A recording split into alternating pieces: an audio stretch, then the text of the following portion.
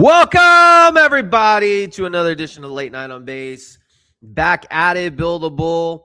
Not at a studio, but for you guys don't know this, but I'm upgrading. I'm upgrading an actual studio with like a Late Night on Base neon sign with like a black background. It's going to look fire, but it's not ready yet. It's not ready yet. So you're stuck with me in a less cool setting. Hopefully that doesn't bother you. If it does bother you, that's pretty weird, man. That's pretty weird. It shouldn't really bother you because you come to the show for all things AI, apps, tech, and on-chain news. I'm your boy, Bill. We do this Monday through Thursday, noon PST. Nice to have you guys. Recon, what is up? LFG.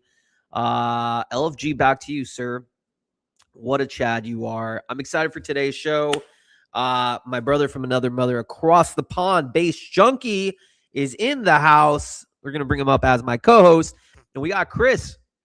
Looking forward to Chris, winner of one of the winners of Base Batches 2. We're going to talk about, I pronounce it Apeinnow.fun. I might be like Apeinnow. I don't know exactly how you pronounce it, but it's an X402 Pioneer. We're looking forward to having him on. Later this episode, it will be around probably in half hour, 25 minutes. But let's get started though with the man, the myth, the legend. Just got to bring him up. My boy, what is up? Yo, brother, it is good to be here. It's good to be kicking it on live streams with you once again. How are you today? Bruv. I'm good, man. I've been doing this show. So I've literally pivoted about 2-3 weeks ago. I've just decided this is my full-time thing. I'm going to do this. I'm going to do this live stream Monday through Thursday. I'm going to secure my bag and create some real value. So I've been doing it solo and it's great, but I always miss, man, my partner, my co-host. We and you go way back. It's just like riding a bike, man. Like we hosted, correct me if I'm wrong, was it the number one base show? Man, you know it. We're all too true. We were the number one on the Build on Base account. Not 2, not 3, not number 1. If you're thinking I'm bragging a little bit, you damn right, because sometimes you got to brush some shoulders off because that was a big accomplishment. But it was good, man. We had a lot of fun. How are your streams, man? Because I know you're super busy on fire, and we're gonna have you as a true guest, I think maybe next week. But you're working on fire, and you're also doing media. Talk to us about what are you working on these days? Well, to be honest, so my time is split amongst a few different things. One of the things is to support the builders because right now more than ever, there is this shift in the meta, right? Like honestly, all power to you. I think what you've done with building Late Night on Base and focusing on AI, this is the way that we bring normies into the fold. This is the wave that consumes all of crypto. So that is a very powerful way to grow as an individual and grow an audience, and then use that power for the greater good. One of the things that I noticed with Base Batches too, because I was a finalist, and I thought great with Fireside, aka the Spaces app for Base app and Farcaster. I thought fantastic. The floodgates are open. Now we're going to get a lot of visibility. However, the visibility only trickled to the winners of it. So I'm very much looking forward to today's conversation. But as a finalist and not a winner, I was a little bit disappointed, really, with the media attention that we got. And so for Base Batches 3, over the past month and a bit, I've been doing a bunch of interviews, spotlighting builders, because it's like, you know what? Actually, there's over 1,000 builders who have submitted. And I did about 20 interviews. And real talk, I think half of them can change the world. Wow. And without this community push to give an extra tranche of exposing and supporting the wider fray of builders, they would go under the radar. And then with Fireside, my baby, the Spaces app for Farcaster. Last week we interviewed Rish, the CEO of Naynar and the unofficial CEO of Farcaster. He said that he doesn't like to go by the CEO of Farcaster because it's a decentralized platform, a decentralized social media. And in 2026, one thing that we've seen on X, I love X, is where crypto Twitter resides, is that there's been a lot of hamstringing of the industry and a lot of suspensions of accounts of worthwhile builders. And the algorithm just really hasn't been in our favor. So really just trying to amplify Web3, people that are building AI agents with AI plugins, banker, all this stuff that exists and adds value to the ecosystem and to users beyond. It isn't supported over here on X, but it is supported on Farcaster. So last week I was very fortunate that the base community supported me in getting Rich's attention, getting him on the show, and really just make the point that Farcaster deserves to have a Spaces app. So that's where we are in that story, and we'll see where we go from there. Love it, man. I love the fact that you're a builder. You're also here to shine the spotlight on builders. You've always been a community guy, and I'm super proud of you, man. I think base batches. I told you when I first started that series, see that interview, it was really awesome to see that you're trying to highlight a lot of the builders. The whole point, and I make very much this reference on every stream that I go on now, or I do. Distribution is the name of the game going forward. Like that's 100%. Like there are going to be a surplus of builders building the coolest things you could ever imagine because AI has literally lowered the barrier for everybody. Before you need like a team of 10 with like 6 figures and funding to build whatever you want. Now is not the case. You just have basically some coffee and your Claude code. And there you go. So now what's more important now than ever is giving a voice to the builders so people understand what's being built, why you should care, and give them an opportunity to speak. And I love the fact that you took the initiative to be like, you know what, base batches 3, if you are someone who submitted yourself, let's talk. So good for you, man, because you're giving them a platform. Thanks, brother. And I'm super impressed with what you're doing as well, in the AI space, because there are so many builders. And right now, let's be real, AI is the focus, and I don't see that changing anytime soon. Since 2026 is going to be a pivotal year in human history, and it's because of AI, and it's because of OpenClaw and the agentic market. So anybody that's building in that space and at least utilizing that space has got a massive leg up on the rest of the world. For sure. And I think it's important too, because like for me, and again, for those that, we have 760 people tuning in, shout out to each and every one of you. Let's get at least 2,000. We're on a really good streak. We are on a streak of at least 2,000 every single stream, sometimes 3, which is really good numbers. Actually, very strong numbers, actually. But one of the things with my show is I was trying to figure out, okay, first of all, with everyone tuning in, this is not just a base only show. I don't do just only base content. Before it was only base projects. Now it's AI, apps, tech, on chain. If you're on chain, Solana, whatever, come to me. If you're not building on chain, that's dope too. I want them all. But you're absolutely right. AI, in my opinion, 2 years is just going to be the most dominant thing ever. Agentic agents per se as well. Robotics probably after that. Basically 2023 ChatGPT kind of came out. Text. And then around 2024, 2025 became normal mainstream. I believe agentic agents are the next thing that will become mainstream, especially in the next 12 to 18 months. So any builder building in this space, I want to talk to, because as most don't realize, you guys are shaping the future. So very cool to see. I'm glad me and you are on the same page. Let's look at some news today. I want to get your thoughts, Base Junkie. So one of the big things yesterday, and actually another thing too, VCs are kind of showing the interest in AI. Obviously, look at where their funding is going. All funding is going to tech. VCs in Silicon Valley are throwing a lot of money. Also in media. Media is a big thing. Actually, before I get into Tim Cook's thing, Base Junkie, talk to me. So you have a brand.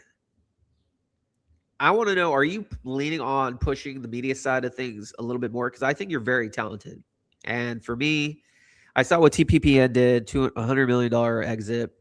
Basically, a venture capital firm yesterday just launched a 24-hour news channel. Did you see those things?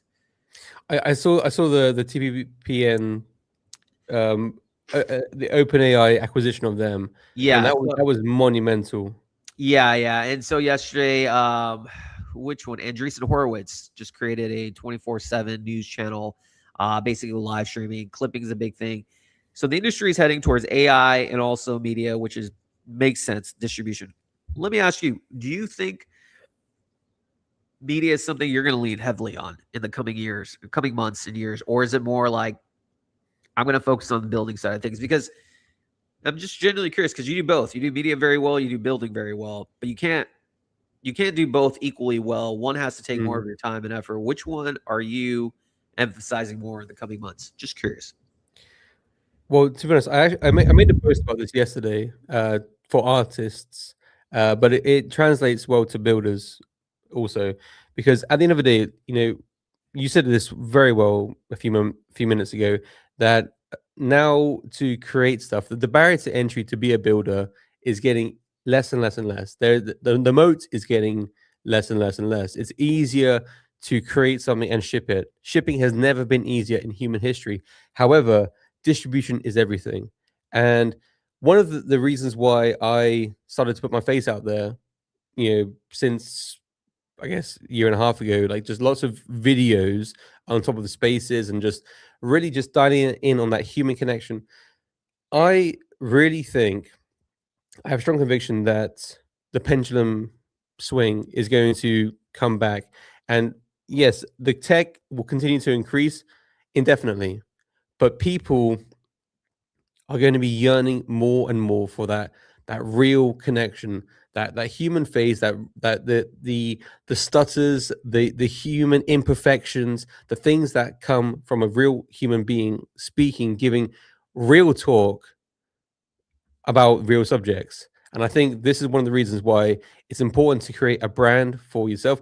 This is something that I'm doing. This is something that you're clearly succeeding very well at. And this is something that I would urge any builder, any artist to do, because with art, for example, we thought that would be one of the last industries to be uh, overtaken. We thought that AI would take factory jobs and all these monotonous tasks. But the truth is, AI is a poet. It's an artist. It can do all these things and replicate. Given 100 images from an NFT collection, it can spin up new traits and stuff. So the with the tech improving, I urge anybody and everybody to start considering building your own personal brand, because there will be a point in time where collecting a Bill the Bull one of one original created, or X artist name original, will have true value. Oh, sorry. Well said. I feel that. I feel absolutely aligned with what you're saying. But yeah, it's gonna be really interesting to see how the next 12, 18 months shape up. For me, I'm all in the media, as people know, actually very few know I built house. The market just didn't care for it, and that's cool. And I moved on. And that's what it is. As a builder, you have to be able to, pivot, whatever the case is. And so as long as you're Can I aligned, just give you your flowers on that? Because oh, thanks. um, it's a controversial subject, and I want anybody who's building a project and spinning their wheels. Sometimes it feels like you're pushing water up a hill, and you can see the light at the end of a tunnel. But if the market is dead and the meta has shifted, life is all about opportunity costs. And you could still be, pushing water up a hill with house. You could still be trying to flog that dead horse, trying to make product market fit, but then you wouldn't be doing this. Then you wouldn't be thriving as a content creator, highlighting the top AI builders. And this, I feel, is a much better use of your time and really a great way to tap into your potential. Well, thank you. I think as a builder, I think one of the things that people need to understand, it's okay to pivot. Not everything's going to be success. The biggest form of marketing or feedback you'll get is from the market itself. If the market is not interested in it for whatever reason, that's all you need. You have to pivot. You could call yourself whatever. And I think most people on base understand that. Like, I haven't had really any pushback, like, at all.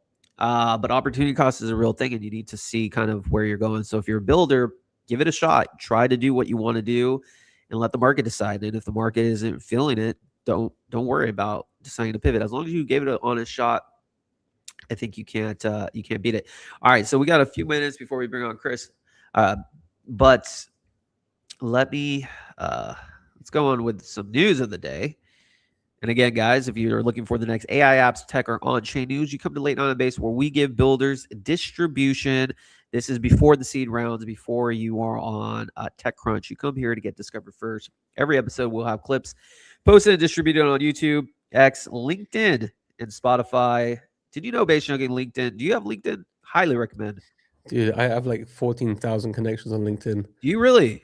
I'm kind of a big deal over there. Whoa. I used to be, at least. I used to be Well, when sir. I was a sourcing agent from China. Yeah, man, my LinkedIn just like exploded. Do you still keep it active? I post a few things about AI and crypto, but not as active as I should be. Sir, I'm trying to grow my reach there. We will have to be friends. I have 68 followers, but I am loving the I mean, content I'll there. be lucky number 69. Woo-wee! No Diddy, baby. No Diddy. Or maybe Diddy. It's all good. Whatever floats your boat. All right. So, news of the day, and again, tech, AI, and consumer apps. We always highlight one consumer app before we go because there's some crazy stuff. Yesterday, Tim Cook stepped down as CEO, will be replaced by a guy named John Turnus. He's the senior vice president of engineering, becomes effective Apple CEO. Very interesting, an engineer. He's the sole innovator, hard to lead with integrity. I cannot be more confident in his abilities and his character. I look forward to working closely with him in my new transition as executive chairman. My question to you, Base Chucky, what do you think is going to happen with the new CEO of Apple? And what do you think it means that they hired an engineer to take over? Well, I think first of all, there's no controversy about Tim Cook stepping down. I mean, he's 65 years old now. This feels like the natural passing of the torch, passing it to a younger guy to take us to lead for the next 15, 20 years. I mean, Tim Cook's been at the helm for the past 15. However, Apple has been a little lackluster. There hasn't really been that spark. Yes, it's been business as usual, standing on the shoulders of giants. It has the prestige, it has the brand, but there hasn't really been any true innovation. And many people have said about Tim Cook and Apple kind of not really seizing the opportunity with AI. Now, over the next couple years, whoever controls the infrastructure behind AI and the machines in which they're distributed will be the richest company in the world. The fact that John Turnus he's an Apple OG, been with the company for the past 25 years, had integral contributions to the first iPhones, iPads. He's a safe pair of hands. The question really will be, does he have it in him to take the risk, swing for the home run, and really create the next wow moment? Time will tell. But what are your thoughts?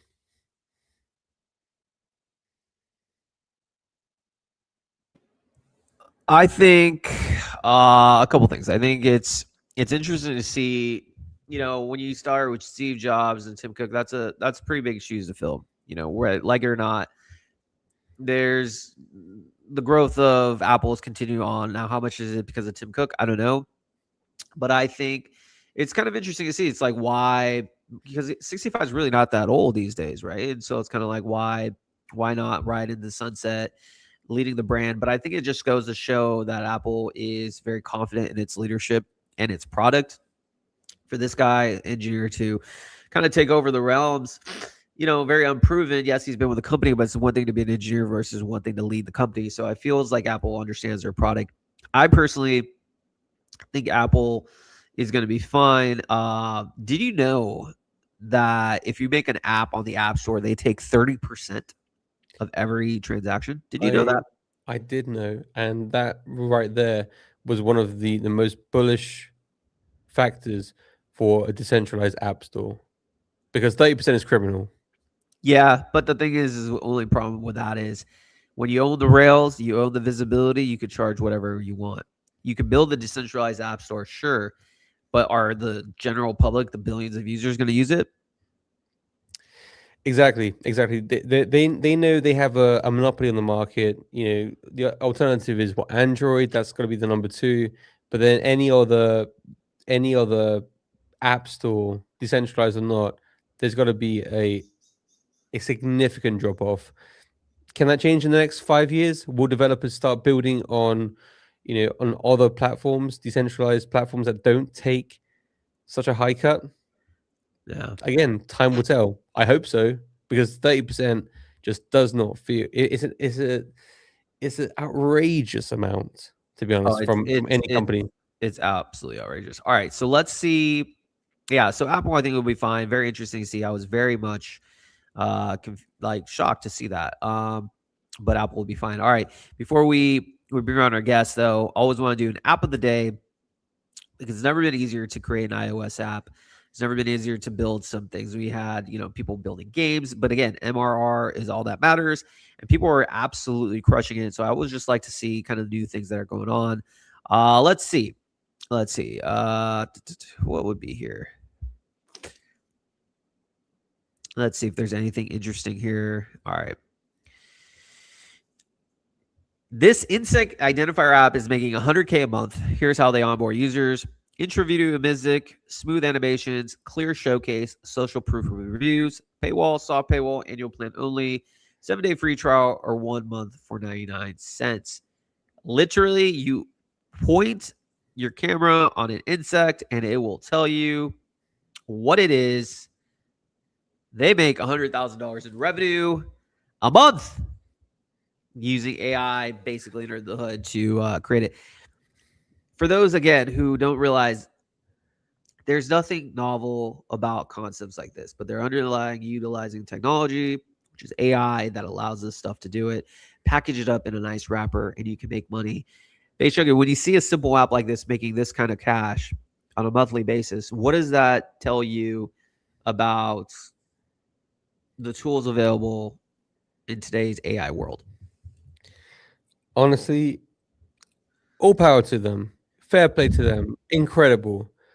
But man, in a way, I feel stupid because this if if somebody wrote this on a napkin, it would be like a okay, that's kind of cool. It would not it wouldn't you would never think that this is going to generate that sort of number. That's an interesting idea. Good for you. On to the next conversation. But like the fact that they are getting these results, it's just like wow, the opportunities are everywhere. I saw you post about an app to drink water to remind you to drink water, and it's like what? Like obviously, like, but then it's so obvious. It's like you need to be hit in the face with a brick to like it's like so it's right there. But fair play to them. It's good.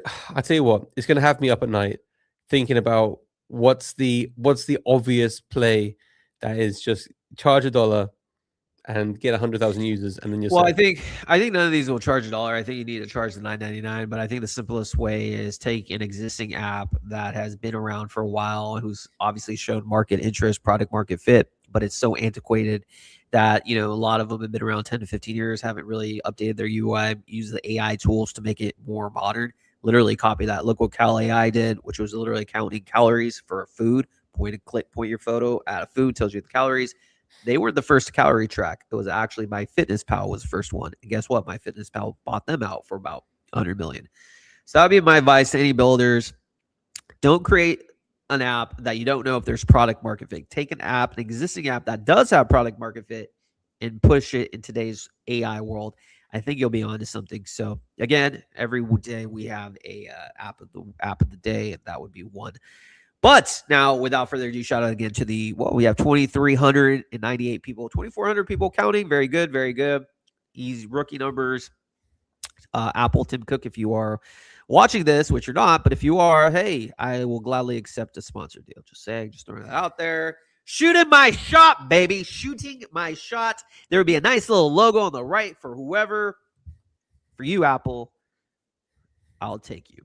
Anyways, without further ado, though, Base Junkie, it's time to bring on winner of Base Batches 2, who's created, first of all, really cool chess game, which we'll get into, and so much more. Let's bring him up real quick. We have a banner too and everything. Hold on, Chris, before I get you in here. I gotta make sure you do I do my guess right. You know what I'm saying? You know what I'm saying? Chris Oh, Delinsky. How you doing, hey my guys. friend? Welcome to the Hey, show, my friend. thank you so much. Thrilled to be here. Glad to have you, my friend. Glad to have you. Let me see if I can like do the split screen so we can like get more of you. Like this is let's see. Okay, that works. It looks good. Nice Oh, looking little good. look at that little three panel. All right, so Chris, welcome to the show. Pleasure to connect with you. This is like my first time really, chatting with you. So talk to us. One of the things that we do on this show, we talk AI, we talk apps, we talk tech on chain, but it's about simplifying things. And we want to dumb down things for the modern world because there's so many cool stuff, but it's very complex. So let's talk, man. Who is Chris Delinsky? Hey, Bill. Thanks so much, guys. I'm super stoked to be here. I think you're right. You're talking earlier in the show that the distribution really matters. The future is really going to be held by the people that have the reach and the attention. And so I think you're doing a great thing. And 2,300 viewers, like kudos to you. Good job. Live stream. Um, yeah, my background is I'm Chris. I'm from Toronto, Canada, and I kind of fell into becoming a serial entrepreneur. So I have a business background. I went to the school called Queens, and I graduated. I was working in banking and pension funds, blah blah blah. And at some point, it was just kind of like, you know what? I saw this wave of tech, and I had this affinity towards technology, and I just started to make little apps. And this was kind of like 2011. So I've been doing this for a long, long time. And so I taught myself how to code. And my brother and I, we ended up starting a huge company in Canada. Actually, if you're familiar with Carvana in the United States, my brother and I and another guy, we created a company called Clutch, which is the Canadian version of Carvana. So it's actually the largest auto dealer in Canada. And so we started that in 15 and we sold it in 2019. And then my brother went into Y Combinator and I went into kind of the crypto sphere in a bit. It was kind of this kind of combination of creator coins and decentralized social. And I kind of got looped into the kind of whole BitClout and DeSo wave. And I really kind of got my feet wet there. I built out a video call platform, very much kind of like StreamYard, but you can imagine it being a Google Hangouts like platform where you could have your virtual office. And this was kind of during that COVID period, and where people could kind of come into your office and you could kind of build up almost like an Uber account, just like a GitHub kind of commit chart. You could do that for video calls, and you could kind of token gate your rooms and everything like that. And then I kind of came with some of those people from that community and came over to Farcaster and kind of kept building on base. And really, I guess I have two main things on the go right now. One is this platform called Apeinnow.fun, which is really, it was kind of created out of this new initiative where base transaction fees kind of fell off a cliff. So we could start to reimagine pay per request API calls. So I wrote a white paper for that in 2025. That kind of was a kickstart to this kind of X402 revolution, which is kind of very just blowing up like crazy right now. And then the other one is that with all of these APIs on the back end, what we really need is a consumer on the front end. And so me and this guy, Nikolai.eth is his handle on Farcaster and a lot of the other socials. We got together at Base Batches in Argentina and ETH Global, and we started to work on Vinny. And Vinny is you can think about it just like a Lovable or a Bolt or Replit, but it's really just you put in your text and you get a full app out on the other side. And so we've created over 500 applications right now, grossed over kind of 40K in fees so far. And basically people are just creating apps like water right now. They kind of, as you guys were talking about earlier on the show, it's so easy to create something, but you at least need somewhere to create it. And so what we do with Vinny is we basically say, you can take your text and we'll give you a wallet. We'll help you set up a token. We'll create the brand kit, the notifications, the analytics, the whole suite, just from a little text prompt. And you can kind of iterate it as you want over the flow. And so that's what we won Base Batches with. And then actually Apeinnow was part of Base Batches startup track. So super entrenched in the Base ecosystem. All the tokens are launched on Clanker. And so really here just to kind of connect with people all around the world and help them turn their ideas and their kind of visualization of the things that they want built into fully functioning apps that they can share and kind of tokenize. Wow, that's actually really, really interesting, and I want to get based on your thoughts too in a second. But as an entrepreneur, first of all, congratulations on your success. I mean, that's phenomenal. I mean, exiting the car company, going to crypto, getting to the base, getting accepted base batches, and now on the base builder track. So a lot to unpack here. So number one, let's start off with, and I want Base Young to jump in on this one, base batches itself. So you're building Vinny at the time. You decide to come on the base batches, and you become one of the winners. What was that journey like? How did base batches, if anything, help you to where you are now? What was the value add that you saw or you received in base batches? And once you finish answering, I want to know, Base Junkie, what your thoughts are, because base batches is only going to get stronger and stronger. And I'm just genuinely curious of the base ecosystem, what it does and what it means for a project. So why don't you let us know your experience with that? You know what? I think it starts out by just validating what you're working on, right? When you have this kind of nugget to chase, you work a little bit harder. You stay up a little bit longer.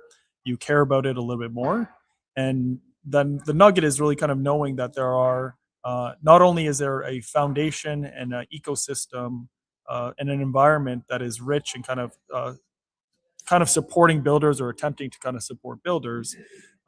But at the end of the day, there's also kind of a few dollars on the line. We ended up winning 5,000 USDC out of it, right? And so I guess from building an application itself, you kind of need more than 5K over the kind of the duration, depending on how big your project is. But any money is certainly welcome, right? And so the money kind of helped, and then part of base batches and kind of base startup track is that we were brought to Argentina which was kind of part of ETH Global, and we got to connect with other builders and the base team and really kind of put a face to the name. A lot of us are kind of interacting online, and we have wildly different follower counts. You can kind of see my profile that you pulled up here. I have 2,500 follower counts, and so that's great for me. Some people have 50,000, some people have 500,000, some people have 50. And so when you see people and kind of see their profile online and kind of see what they post, what you post is only a slice of who you are. And so when you're able to kind of meet people in person or kind of talk to people like yourselves on this podcast, you get a little bit more information, right? It's a far more kind of multivariate equation of kind of who you are versus just the kind of like the profile hat with my funky hat and my kind of picture of France in the background here. Like it's not really a full reflection of who I am. It's just kind of what I can kind of present in a couple pixels. And so being a part of base batches encourages you to kind of build more and really kind of get something out to kind of show off to the world. Interesting. And what are your thoughts, Base Junkie? So as also a participant in base batches too, what are your overall thoughts on what the program is doing, what it means for builders going forward? And please be honest with me, guys. I'm not sponsored by Base. I tell the things how it's real. So, the good and the bad, that's the only way things grow. What do you believe the experience has been for you, and where do you see base batches going from here? Well, to echo a lot of the points that Chris mentioned, it's validation. It's validation for any builder. There's like in the builder track last on base batches 2, there was 900 applicants, and then this on base batches 3 there's over 1,000. Now the market conditions have got worse and worse, so you would kind of assume it'd be the opposite situation where people are exiting the market because the timeline is a lot quieter. However, the people that are about this life, the people that are actually looking to add value and like build the next stage of infrastructure, they're still here. And exactly what Chris said before about the follow account, all that stuff. It's not a true reflection of the people behind the account or the scope of the project, because some of the smartest people I've met are just hidden gems because they have 20 followers. In fact, Dejaneer, the person who's worked with us together, like Bill on House and for me on Fireside, are the developer. He won Coinbase Global Hackathon, ETH Global Hackathon, him and his team, they won 3 international hackathons in 2 years, and he had like 12 followers. And I was like, how the heck did I stumble on him? Like, he's like the smartest person I know. And it was yeah, just to go back to the point, the followers is not a true reflection on the people behind it. So any opportunity to connect with people IRL, I strongly advocate for that. IRL events are goated. The second best thing would be live streams and spaces, because then you actually get to have that real conversation with the people behind the PFP and actually get to connect and learn more than what is on the timeline. Absolutely. All right. So now, Chris, I want to turn the attention to API now. I want people to understand what you're building, and I want you to simplify it because, again, it's important that we hear it. Are you in a rework? It's pretty loud. They set up like this farmer's market out of the blue today, so hopefully, okay. yeah. I thought my mic was going to cancel it. Maybe it's not doing a good job. I had someone I thought someone was playing pool in the background. Like sticks on the ground. It's all good. It's all good. Yeah, It creates a nice environment. You must be super fun. I'm living vicariously through. Before we get to the API Now Fund, you're from Canada. Yeah. Do you know Toady Hawk? Toady, yeah, I met Toady actually at Base Batches, and I'm a huge fan of his project with Bitter. I think that they have a great community project. I actually play in some of their games sometimes. Shout out to the other Canadian Chad Toady. Really good guy. Really, truly, what it basically exemplifies what it means to be based and building on base. All right, so let's turn the attention to API Now Fund.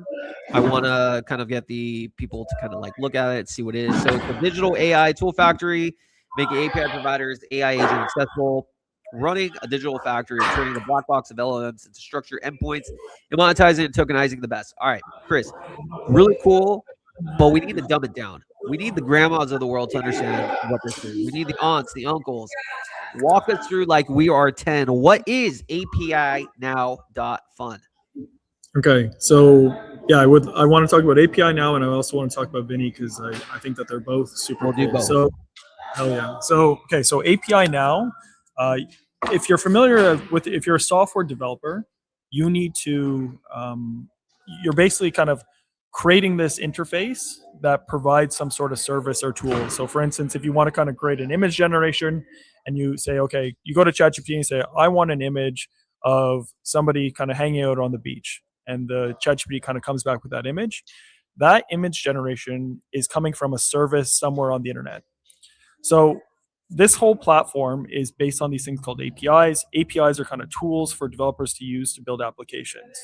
Traditionally, before this whole kind of X402 wave and this whole kind of stablecoin wave, we needed to use credit cards to pay for these tools. And credit cards have really expensive fees. It's kind of 30 cents plus 2.9% per transaction fee. And so you couldn't do microtransactions on the internet before this wave because it always costs 30 cents. So you can never charge 5 cents or 50 cents because it just didn't make sense from a monetary perspective.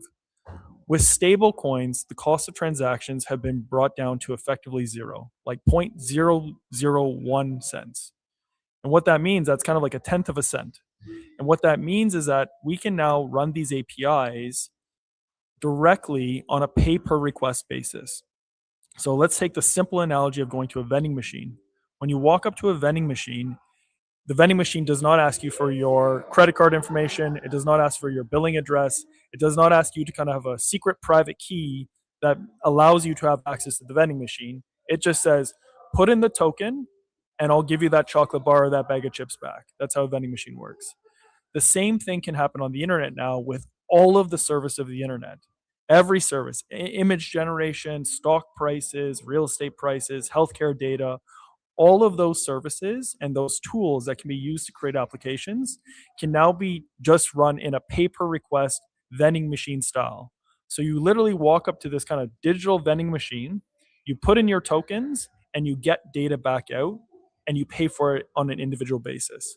So what you're showing here, Bill, is that we have 8,700 different endpoints on APINow.Fund. And so you start to imagine, okay, well, what are those endpoints, right? Because there's all sorts of them. So we support official providers providers that provide weather data or image generation data, stock data, all of these providers, and we can help any Web 2 provider get their APIs into this kind of global vending machine that is then accessible by vibe coders and AI agents. And then we also have this thing called a factory. And a factory is what we basically take your ChatGPT and we turn it into a structured, repeatable endpoint for anything that a ChatGPT can do. So for instance, you guys had this really cool application early on talking about like take a photo of an ant. It's going to tell you what type of ant it is. That is running an API. But it's like, okay, well, where does that API come from? You go, well, it comes from ChatGPT. You go, okay, well, that's interesting. How do we know that I have the best API to kind of take photos of these ants? The question is, you don't until you evaluate it. And so what we do is we help take this black box of LLMs, turn them into structured data. So something that is repeatable. So every time you go to ChatGPT and says, I have the same picture of an ant, I want to get the exact same data structure out so that I can build my application on it. If it comes out with random data every time, like sometimes it has a name, sometimes it has a color, but it doesn't always have a name, doesn't always have a color, you can't build an application on it because your code will not work together. So we turn this random black box of data that's super powerful, which is these AIs, into structured, repeatable API endpoints that applications and developers can use. And so that's really what API Now Fun is all about. Wow. All right. Under the hood, a lot goes on. Most people, that's the cool thing about all this stuff. Like the consumers don't necessarily know what's going under the hood. They just want to make sure that whatever they're getting That's is, right. That's right. yeah, that's, to be honest, that's how it should be. Like, and that's how I feel crypto can only, like crypto in general can only go forward is if the consumer apps feel like you're not even using crypto. You're just kind of under the hood. They do whatever. And I just have the experience where it's simple, point and click, get a picture of an ant. That's great. But under the hood, the API endpoints everything they need, stuff like what you're building. Why did you create this? I'm very curious. Out of everything, you go from car dealership or car Nirvana, and it's very successful, and then you decide to build API endpoints. Just walk me through why. That's quite the difference. Why build this? You know what? You're right. It's massively different, but there's also a kind of common thread here. So the common thread is that I am kind of a prolific builder. How I kind of educate myself and kind of improve my skill sets is I kind of see something and then I go build a super micro version of it. And then I'm like, okay, great. I know how that works. I've created something with it. And I can really only learn if I've kind of created something with it. If I see it, I'm like, okay, I kind of understand. But when you build with it, you're like, okay, I really understand. Like I know how those things work together.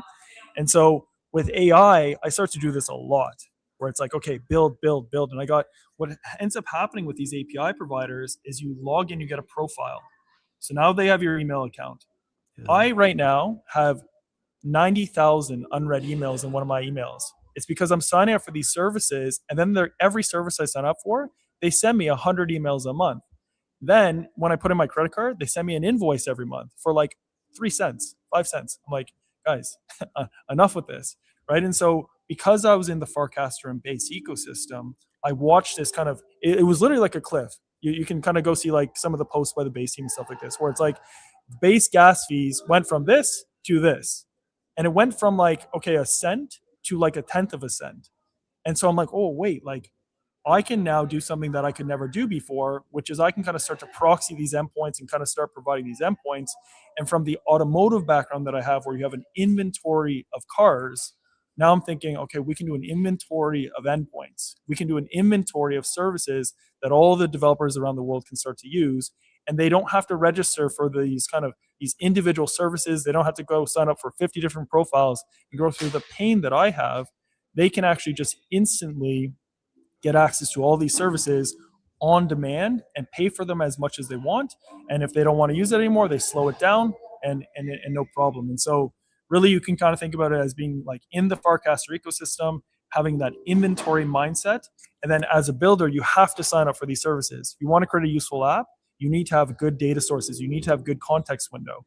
And so one thing that I was really learning really quickly was that with ChatGPT and stuff like this, you can think about like ChatGPT 3 and stuff.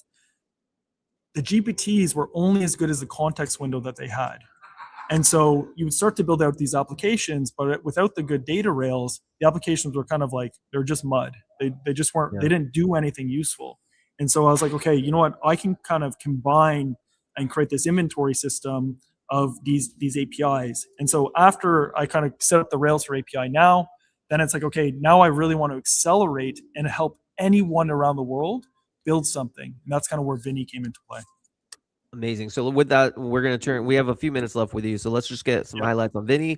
Beijing, you can add some thoughts on the app as well from your perspective. So let's look at Vinny. Where do people go? Because I'm trying to find the info. I can't.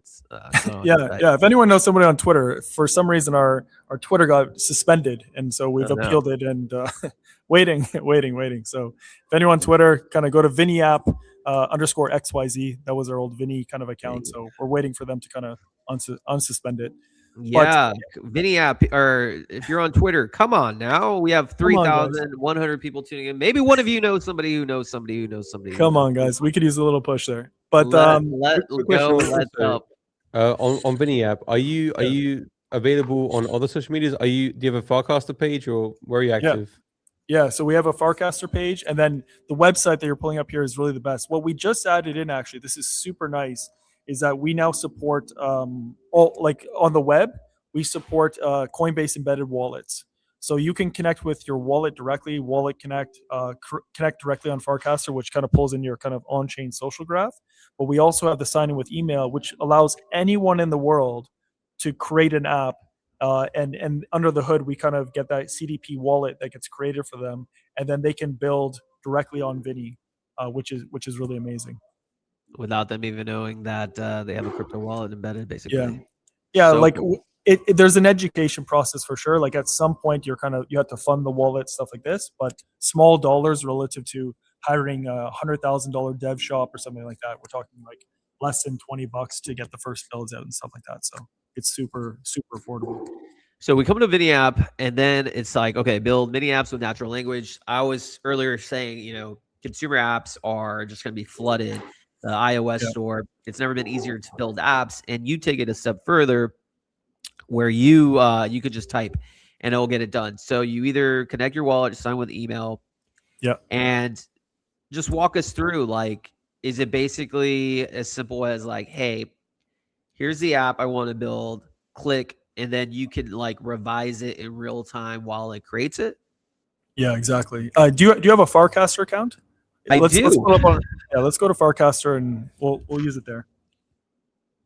I do, but the only problem with Farcaster is, and we have 3,000. You have a wallet here. I have a wallet with money in it, and I don't want people to see it. Okay. I don't want to get robbed, and I don't want to get murdered. Yes. So Okay, you're good. Okay, so none of that's gonna happen. or maybe you want to do the live demo on your end, and we can share that. Sure. Yeah, why don't you do that? And like I said, we have a few more minutes, and we got to wrap it up. Okay. But I definitely. I'm gonna share my screen. Okay. Yeah, please do. Okay, let me know if you can see this guy. Okay, so here's our screen, guys. Perfect, right? Everyone can see? Yes. So first, I'm gonna go through 2 apps really quickly, and then I'll kind of show you the Vinny app build flow. So actually, I'll show Vinny app. So you see here, literally, it's kind of like you go to Vinny app, you click. If you want to go to our social, you go to Vinny app right here. So you see text tokenized mini app. What are you building today? We have a token launched with it right now. And so you literally come here and you go to any of the embeds, or you can kind of add it to your sidebar. You go click Vinny app. And what's super nice about this is that you then have a tab of kind of my Vinny apps. You can see what other apps people have built, as well as kind of the token associated with them. And then you can see all the app tokens that have been launched too. So this is really just all done by Clanker. And you can see the token itself, the Clanker, and open the app that has been built.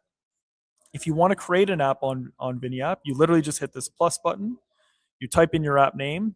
You can put in a logo if you want, if you're kind of some crack designer. Most of the time, I never even put in a logo. I just let we have an AI brand kit generator. So it literally looks at your app name, looks at your description, and says, okay, how can I create the best brand that will have the highest click-through rate and highest conversion? And it's kind of going to create all of that brand kit. So the icon, the cover photo, the OG images for your website.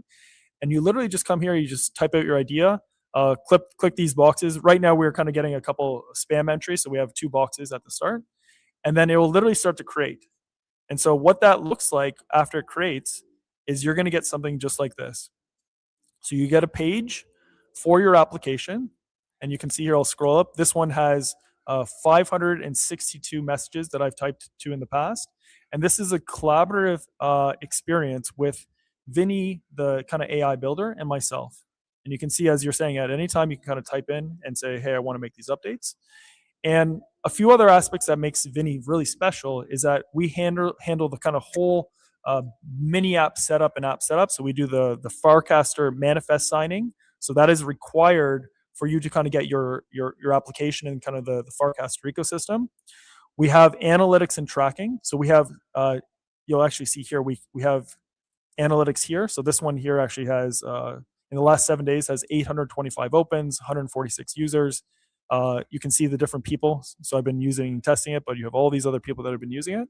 But if you want to connect kind of Google Analytics, you can do that as well.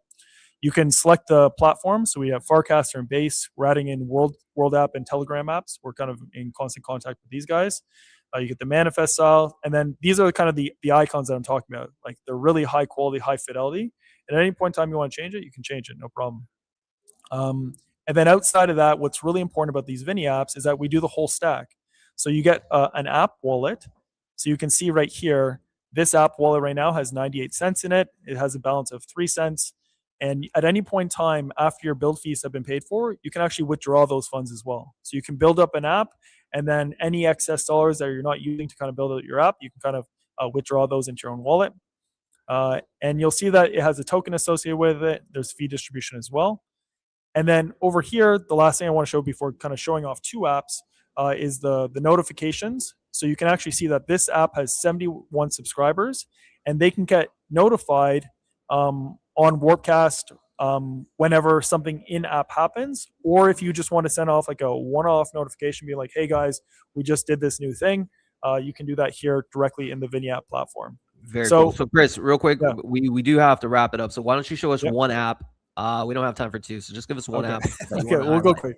So this is one called the Globe app. And Globe app is something where you come in and you can say, play another. It's going to pick a country, and we'll say like Canada or something like that. Type Canada, and you'll see that I'm 700 kilometers or 7,000 kilometers away. So you say Thailand, and you start to get even further away. So maybe it's like Brazil. Portugal. Right? Oh, really close. What's next? Spain? No, maybe France. We're getting really close. Netherlands. Oh, what else is around there? Italy. Sweden. No, Sweden. Let's just name every country. England. No, we're close. What else is in there?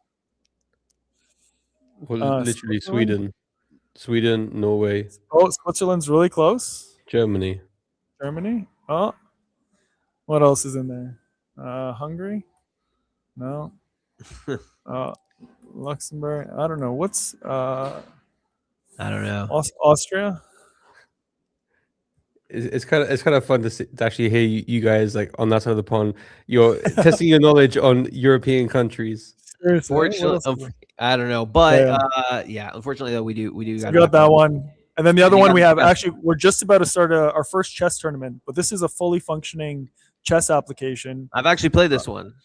Yeah, and it's super. Honestly, even for myself, I'm amazed at the quality of these applications. So it's super cheap to use Vinny. All of the services can be used directly from Apeinnow too. So all those 8,000 endpoints, you can create any Vinny app with all those. So you imagine your insect app, we can bang those out, right? People go, oh, insect, boom, app done. Wow. Done. Were you the one who created the chess app, or was someone else using Vinny? Yeah, so it started, Nick and this guy THC, they started at ETH Cons just a couple months ago.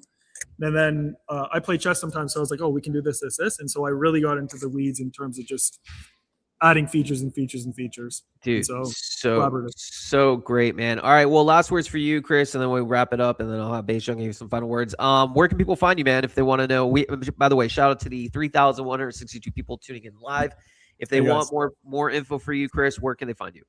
My handle on X and Farcaster and really everywhere on the internet is one Dolinsky, one and then DOLINSKI, D as in Delta.